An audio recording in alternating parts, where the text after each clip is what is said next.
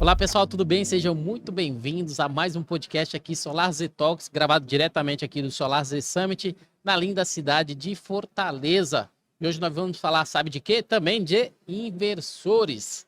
E para falar sobre isso, eu tenho o prazer de receber aqui a Gisla Yara, que ela é da vou repetir, que ela é da Cashatec Brasil, e também o Conor Lee. A gente vai conversar um pouquinho sobre essas diferenças culturais também que a gente tem, né, desse contexto de Brasil, China, e o que a gente precisa saber dentro do contexto da etiqueta profissional, mas principalmente do dia a dia, para poder estar trabalhando com eles e vendendo mais e melhor dentro desse setor solar. Sejam muito bem-vindos. É um prazer estar aqui. Muito prazer. Welcome. Thank you very much.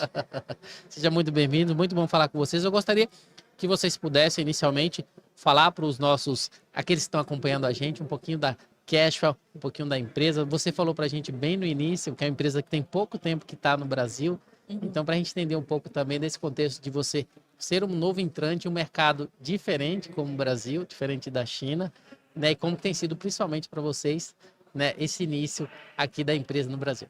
Então, nosso nome internacional é Cashatec. Na China tem um nome diferente.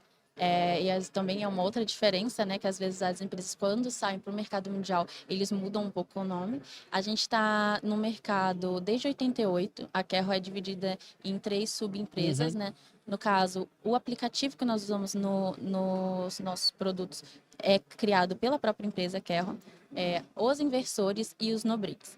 A gente chegou no Brasil, né, há 3 anos e meio, só que já há 35 anos no mercado mundial, mais de 100 países já que são atendidos. And you can understand what we say? A little, mais ou menos. Entende um pouco, né? Dá para entender um Sim. pouquinho.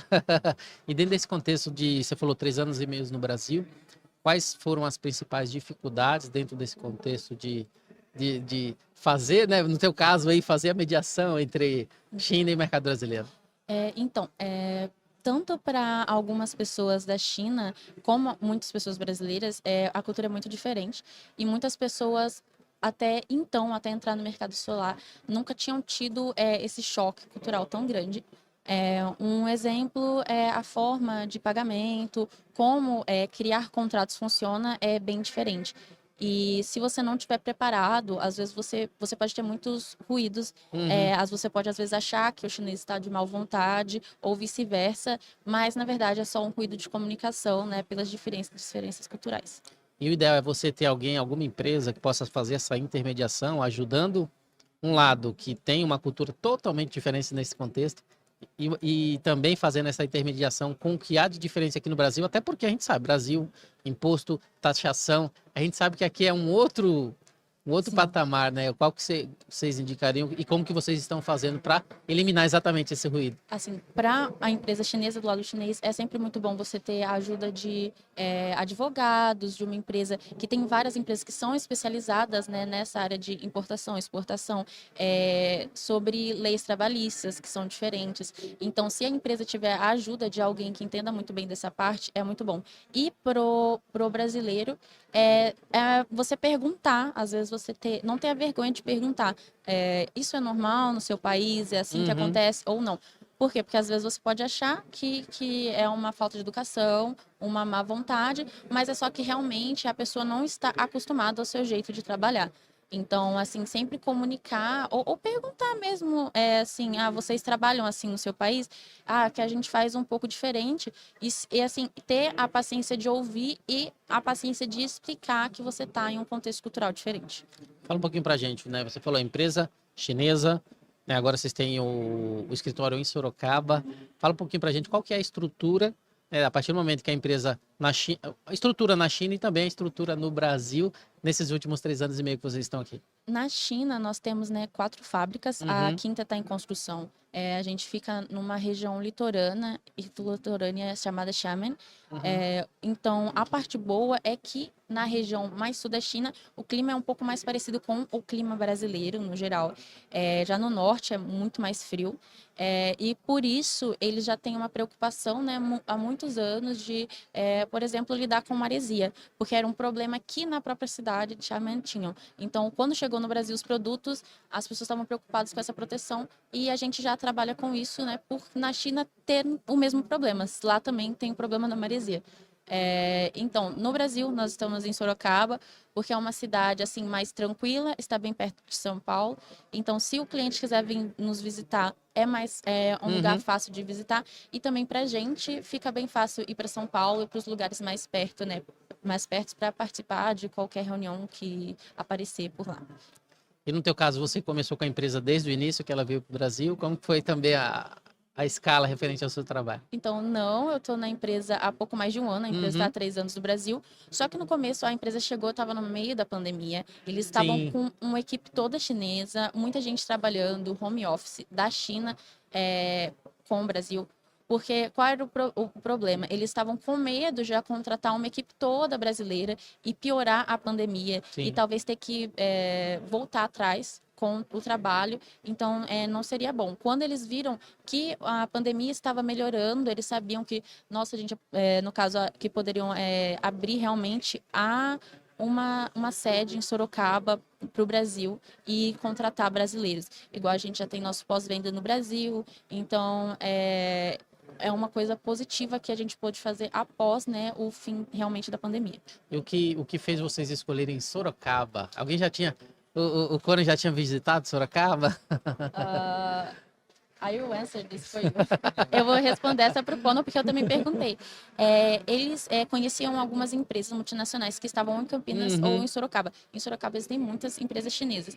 E eles falaram que na China eles procuraram assim, cidades boas de morar, cidades seguras, e eles viram Sorocaba. Aí eles foram pesquisar realmente usando a internet e viram que tinha muito problema de trânsito em São Paulo. E alguns amigos até falaram... Concordo. Às vezes... Então, às vezes, até com a gente já aconteceu. A gente demora menos tempo de chegar de Sorocaba a São Paulo, do que dentro de São Paulo. Sim. E às vezes, em menos de 2 horas, a gente já está em São Paulo. Só que às vezes, dentro de São Paulo, para chegar um ponto ao outro, dependendo do trânsito, a gente demora 1h30, 2 horas. Foi uma boa decisão. Eu que moro em São Paulo também, eu sei que às vezes para você ir para o centro, poucos quilômetros é 1h, 1h30, às vezes 2 horas, né? Então... E outra coisa que às vezes as pessoas não imaginam é o preço. Em Sorocaba, muitas empresas estão migrando para lá, porque lá é muito mais em conta de se alugar espaços do que em São Paulo. Em São Paulo, até para você morar, um pequeno apartamento, 5 mil. E assim, às vezes o lugar tem aquela piada, né? Que parece um cativeiro. E assim, aí eles pensaram, qual é a forma que a gente pode atender o cliente melhor, de forma mais eficiente e gastando menos dinheiro. Aí eles tiveram a ideia de Sorocaba ou Campinas. Eles conheceram alguns empresários que já estavam em Sorocaba. Aí quando foram, antes de abrir presencialmente, algumas pessoas que estavam trabalhando à distância foram em Sorocaba, gostaram muito da cidade, acharam o clima agradável, realmente perto de São Paulo, então decidiram realmente ficar por lá. Ou seja, é perto, está estrategicamente ali próximo, né? Sim, eles procuraram tudo, assim, realmente na internet, né? Lá da China já, assim, quais cidades estavam perto de São Paulo, porque eles ficaram sabendo do problema do trânsito. E dentro do contexto do seu trabalho, né? Vendo toda essa diferença de cultura, você tem algum exemplo que você poderia trazer de algo que pode já ter acontecido, né, que aconteceu com algum episódio que vocês precisaram também esclarecer esses pontos por causa de problema de algum ruído e mostrando a importância, né, de você ter uma boa comunicação, poder não ter problema com nenhum projeto, com nenhum contrato? Então, tem várias diferenças e a gente tem que, né, respeitar, e eles também, depende muito também da personalidade da pessoa. Até porque até eles se chocam, né? Porque se Sim, a gente não tem noção, chocados. eles principalmente... Sim, eles ficam muito chocados com várias coisas. Mas muitas pessoas da China, assim, a China é um país que cresceu muito em pouco tempo. Então, o que acontece? Tem muitas pessoas que hoje têm bons empregos que vieram de famílias pobres e famílias de áreas rurais, que são pessoas que não tiveram uma educação mais formal. Então, muitas pessoas na China são os primeiros a chegarem na universidade.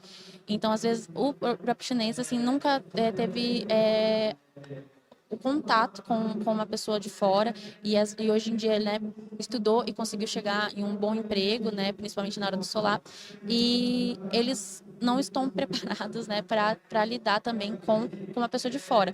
E existem pessoas que já conheci pessoas que são formadas em português na China, que falam chinês muito bem, e E assim, que eles aprendem, né, também a cultura. Mas da mesma forma, muitos brasileiros também vieram de baixo, não são pessoas que tiveram uma educação formal na área de etiqueta, que não vão saber se portar, né, e vai gerar um ruído. E às vezes a pessoa, se você não tiver uma mente mais aberta, você vai passar umas vergonhas. Ah, uma coisa assim que acontece, que é bem estranho, é dos brasileiros perguntarem se eles comem cachorro.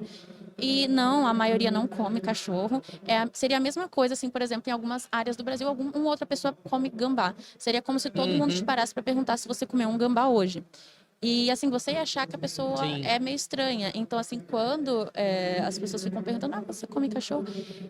É bem estranho. E, por exemplo, existe Taiwan, que é uma pequena ilha do lado da China, que faz parte da China, né?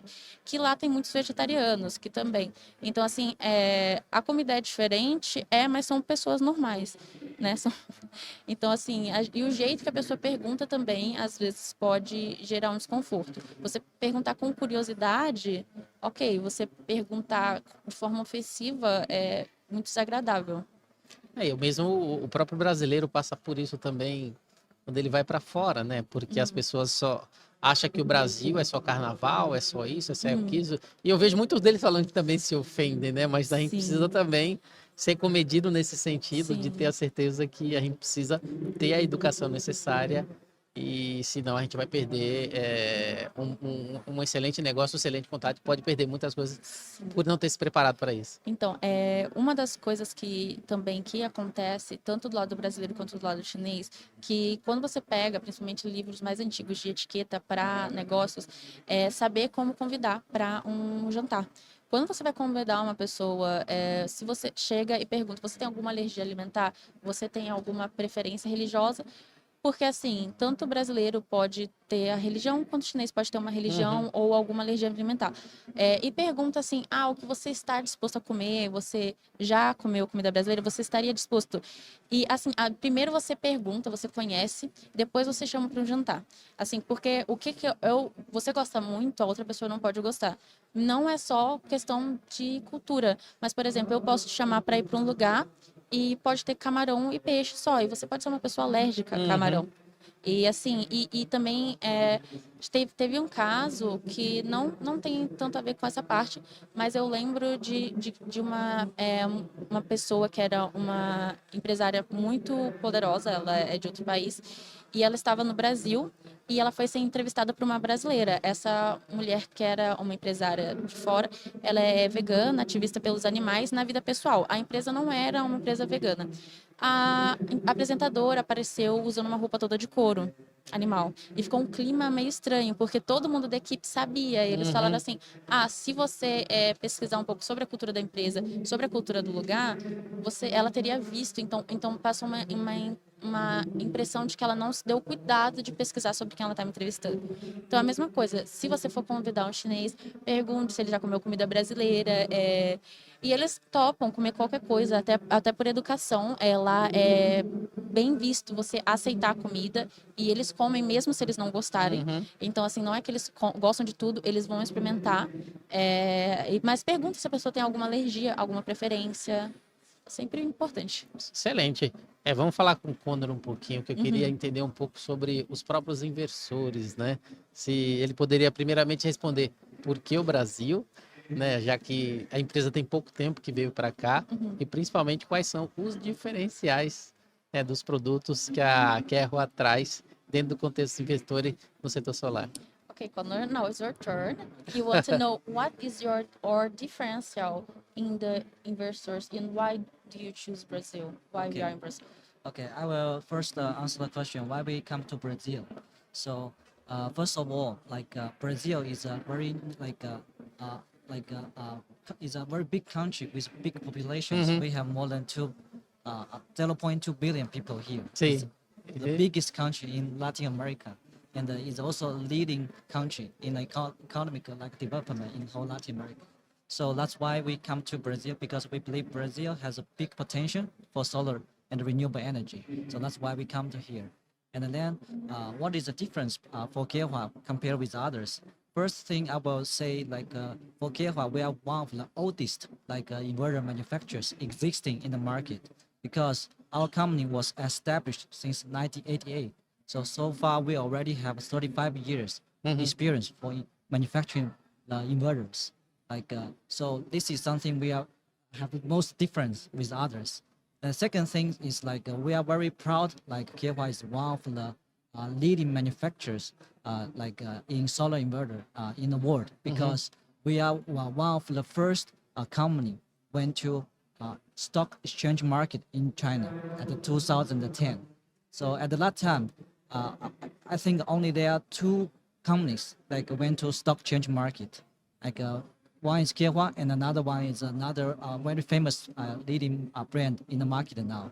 And so this is something we are also very proud of, because we are pioneer of manufacture of the solar inverter.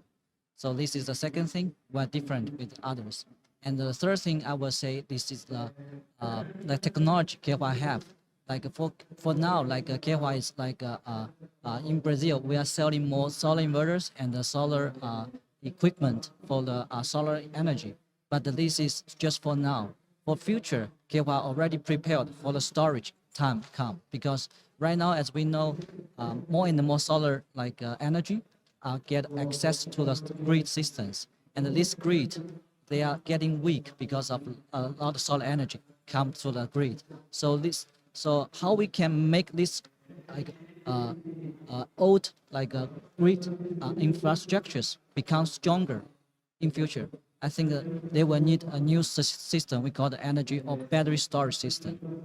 When the battery storage system be installed together with the grid, it will stabilize the energy, solar energy, because the solar energy is uncontrolled. If today they have big sunshine, okay, the solar energy, they have higher output power. But if today is raining, okay, the solar energy will reduce a lot. And this is fluctuate a lot to the grid, and the grid are not so comfortable with this fluctuation. Grid, they more prefer to the very stable energy connect with it. So this is the demand, why they need a battery storage, because with the battery storage, they will stabilize the output of a renewable energy, no matter for solar or wind power, they will be stabilized. So that's why the battery storage will be the future, for the grid system. And this is already happening in some European countries, and also the North American countries like United States, in Germany, in Europe, and also in China. Also, it happens too. Right now in China, if you are building a new big solar plant with in a place, you must install 10% of battery storage together. Otherwise, your system will be rejected to get access to the grid. So this is something right now is already happening in these countries, because they know without battery storage, the solar power or wind power will cause some problems to the grid.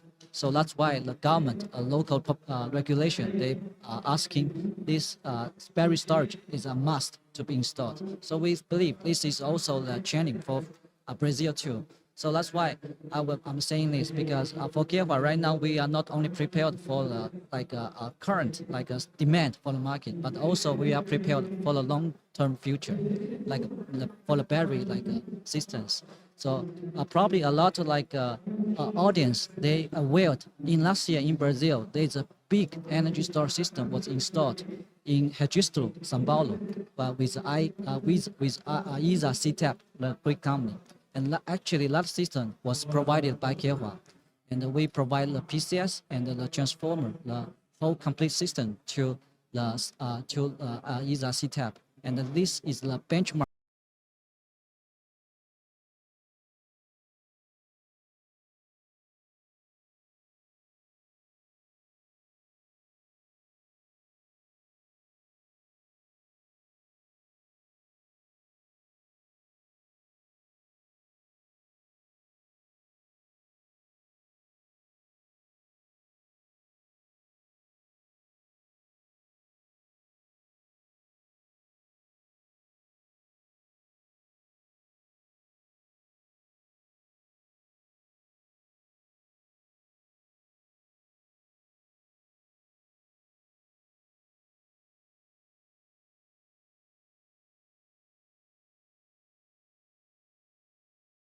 garments.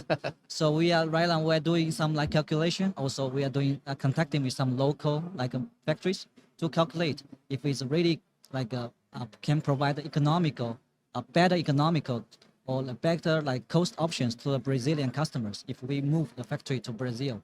Right now, we already opened a factory in Malaysia. Beleza. Yes, to supply some products to like South Asia and to like other European countries to reduce the tariff, to reduce the cost to the final customers. So if in Brazil we have the same benefits, we will do these things and open factory in Brazil too. Excelente. Não vai precisar traduzir porque a gente põe legenda, então é até melhor do que... Uhum. We're gonna add subtitles, so there is no need to translate. Okay. Okay. Acho que fica melhor assim. Sim, perfeito. Acho que é mais fácil nesse formato. Dando continuidade, eu queria que a gente pudesse falar até um pouquinho do contexto de pós-vendas, né? É um tema muito recorrente que a gente fala aqui no Brasil, que tem feito a diferença principalmente para as empresas que têm isso como diferencial e não é diferente das empresas que estão chegando, né? Como que tem sido, principalmente esse contexto de pós-vendas, esse trabalho de marketing, de você mostrar os diferenciais dos produtos, né? E começar a ter ainda maior market share dentro do contexto do mercado brasileiro. Então, uma das primeiras equipes que foi completa dentro do Brasil na época que eles abriram, né? E começaram a contratar brasileiros foi do pós-venda. Porque aqui, às vezes, tem muitos problemas de instalação. Sim. E eles perceberam que ia precisar e também perceberam que era uma área que, às vezes, né, só a distribuidora não ia conseguir.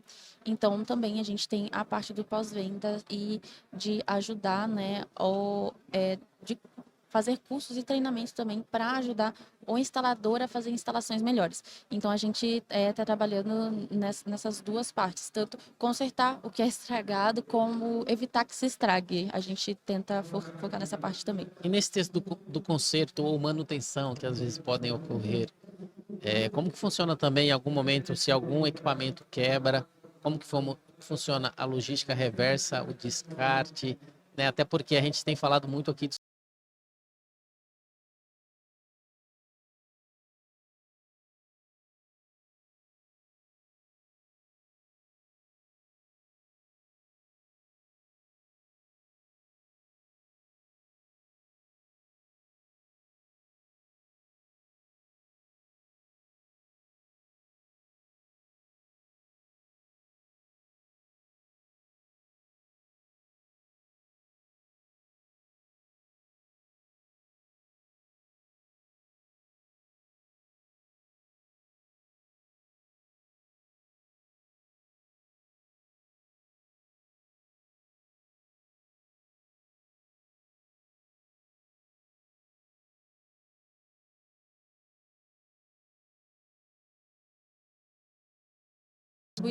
O distribuidor né, ajuda com o novo inversor, e disso depois pode ser enviado para a gente, ou o próximo ele que faz esse trabalho, né, de fazer todo o processo e não penaliza o cliente final. Que é bem mais fácil, porque se o cliente final fosse esperar para enviar tudo para Sorocaba, ficaria meio pesado para quem mora longe. Para quem mora perto, né, é uma possibilidade, né, enviar direto para a gente, mas a preferência é sempre por falar primeiro com a distribuidora. Mas a gente também tem o nosso número de suporte, o Instagram. Algumas pessoas, quando elas perdem o número de suporte, porque a gente elas salvam, por exemplo, para mudar o celular, você pode entrar em contato com a gente pelo LinkedIn, Facebook, Instagram e pedir o número de suporte de novo. A gente passa o número de suporte para você poder entrar em contato novamente, se acontecer de você perder. E a gente tinha falado que vocês têm, por exemplo, um armazém. Esse armazém fica em São Paulo ou Sorocaba? São Paulo. No momento fica em São Paulo, que também é mais fácil para enviar spare parts, né, para o resto do Brasil, para os distribuidores. E também para receber dos distribuidores, porque a gente tem distribuidores tanto no norte quanto a parte sul do Brasil. Então lá o São Paulo é realmente o ponto-chave e é mais fácil, né, de qualquer pessoa conseguir enviar e receber as peças se precisar. Excelente. Eu ia até perguntar, né, porque qual que seria a polarização do atendimento de vocês, Uhum. né? Porque se você escolher São Paulo, você seria especificamente São Paulo, mas então não, você tem Norte, região Sul Sim, e atendimento São Paulo também, ou regiões. a gente atende São Paulo, regiões de preferência presencialmente a gente consegue Uhum. fazer, mas outras regiões, os nossos distribuidores, a gente dá preferência a trabalhar com distribuidores que oferecem esse pós-venda, porque a gente trabalhar com um distribuidor que só vende e vai deixar o instalador na mão também não é um bom negócio para a gente, né? A gente respeita o cliente final e quer que ele seja bem atendido. Então, para a gente é bom quando a distribuidora também tem esse respeito pelo próprio cliente. Uma tendência que a gente está vendo no mercado atualmente são também mini inversores ou inversores híbridos. Conta um pouquinho para a gente também, se vocês estão seguindo essa mesma tendência, como que tem funcionado em relação às novas tecnologias e a identificação de oportunidades seguindo a demanda de mercado. Então, nós temos inversores híbridos de bateria de lítio, que são usados em vários países, Uhum. são muito usados na América, muito usados na Argentina. Só que no Brasil, a gente está pensando em começar a trabalhar agora. Uhum. Até um tempo atrás, nosso problema é com a regularização, que demora muito, né? Para, assim, até o Inmetro fazer, aprovar. Uhum. Demora muito. E também pela questão de custo, que, por exemplo, o dólar, então, assim, como vem de fora, algumas coisas acabam ficando caras para o mercado brasileiro. Sim. Então, mas no momento, né, as já estão estabilizando e a gente já tem, né, o híbrido há um tempo já. E, assim, existe mercado, então, quando os distribuidores quiserem trabalhar, nosso híbrido já está.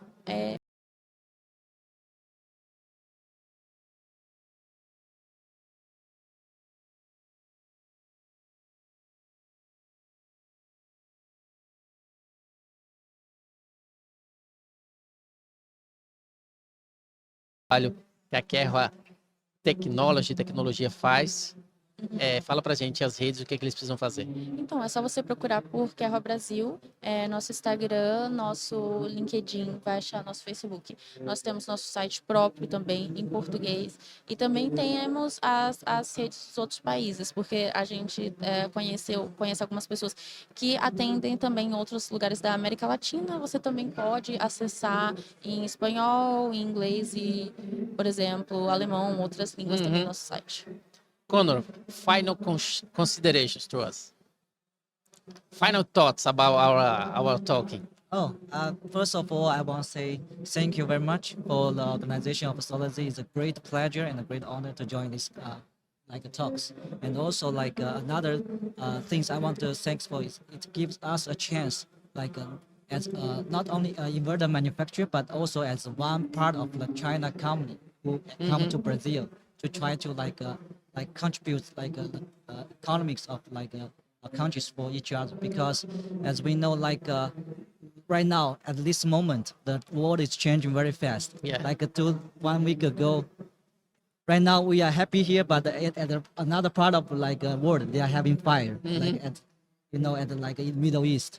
So right now the world is changing very fast, and now China and Brazil is become more and more stronger partnership. So we hope more and more China companies and the Brazilian companies can work together to grow together in the world and to have better economics and create a better living conditions for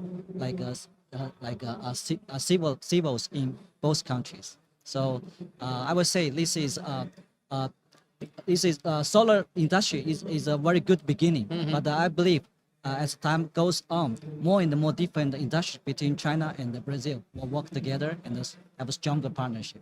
Excelente. Pessoal, quando deixou claro, vamos trabalhar juntos, né, para esse crescimento, né, juntamente com a China Brasil, para que a gente possa evoluir cada vez mais dentro do mercado solar, né, aqui no nosso país. Gostaria de agradecer a oportunidade de cada um de vocês. Obrigado. Lembrando, segue as redes sociais da Kerwa, conhece um pouco do trabalho, conhece os inversores, os diferenciais que eles trazem para o mercado brasileiro, tá bom? Não deixe de seguir as nossas redes sociais também, @SolarZSummit, @SolarZTech e também @SolarZ.educação. Eu sou o Tuco com 2C _ oficial. Obrigado a todos vocês. Até a próxima. Tchau, tchau. Bye, bye. Tchau, tchau. Tchau, tchau. Obrigada.